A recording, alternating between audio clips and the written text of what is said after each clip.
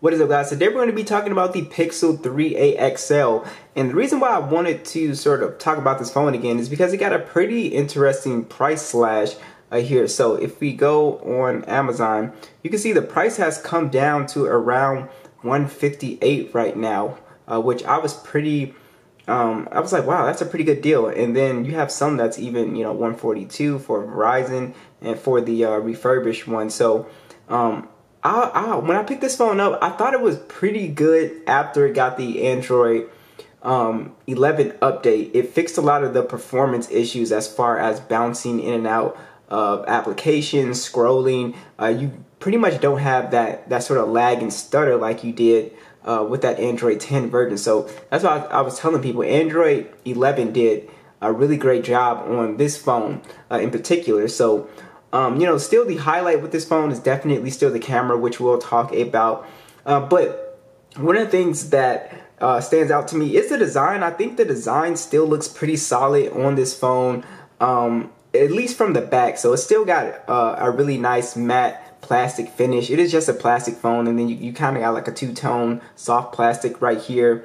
And then we have our physical fingerprint scanner, which works fine.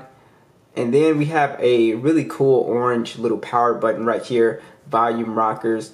And it's from the front of the phone design wise. As you can see, it's got big chunky bezels and stuff like that. That's the only thing that I think hasn't aged that well. Even when this phone first came out for its time, I thought the bezels were a little big. But if you look at the newer Pixel phones, they've been slowly over the years, really making the design a lot better. So really like that. But definitely design wise, it's a pretty decent looking phone. I don't really have any issues. Not the best looking, but decent looking. I do still feel like the highlight with this phone is definitely the camera.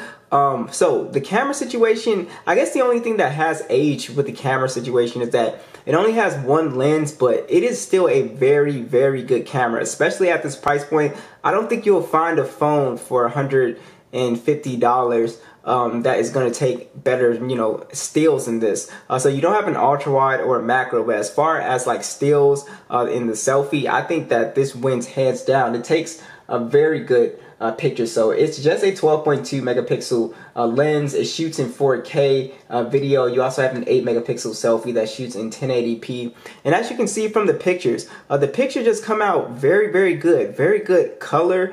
Very good natural colors, which I was really happy with. Pretty good detail on here. Skin tones are always pretty on point. You also get a good depth of field with the blur. And yeah, dynamic range is really good on here. You don't get really any overexposure issues here. I really like the cameras on this phone. Even in sort of like a lower light setting, this phone does pretty good. It does better than most phones around this price range. So if you want a cheap phone that's going to take some pretty good photos, this phone is really in a class all of its own. Now this phone still has a pretty high quality display on here. It's actually an OLED display at 6 inches, so it is kind of fairly compact, something that I really like. It's very colorful as well. It's a 1080p panel with 402 for the PPI. Overall, I had no issues with the panel on here. I actually think it's a really nice looking panel. It gets fairly bright outdoors as well, so no issues here. And again, for this price point,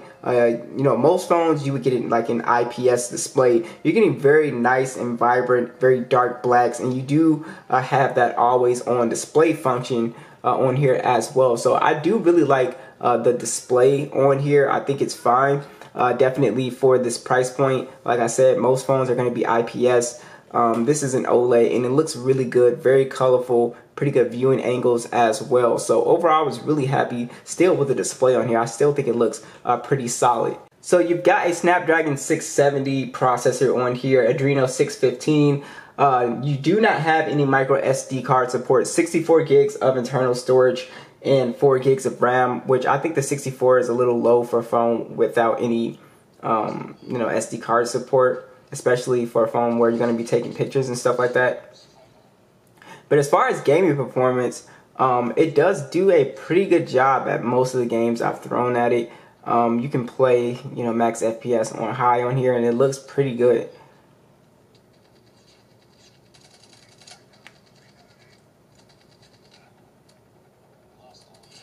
So, I mean, you know, I've never had any overheating problems with this phone. So it's actually pretty decent for gaming here. Oh, man. Oh, nope.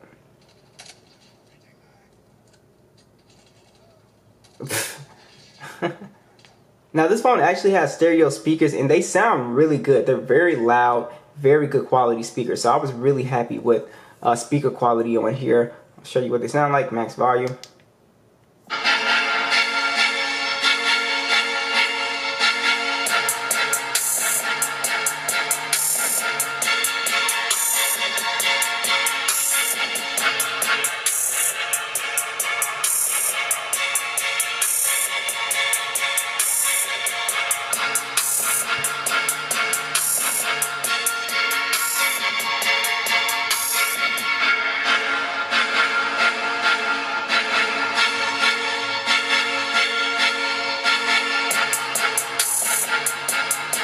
So I think these speakers sound excellent on here. Very crisp mids and highs, pretty good bass presence on here, and they're just very loud as well. So I was really happy with speaker performance on this phone. So you do have NFC for your mobile payments and stuff like that. And as far as like software features on this phone, it's stock Android, so there's really not a ton. You have your screen recording on here.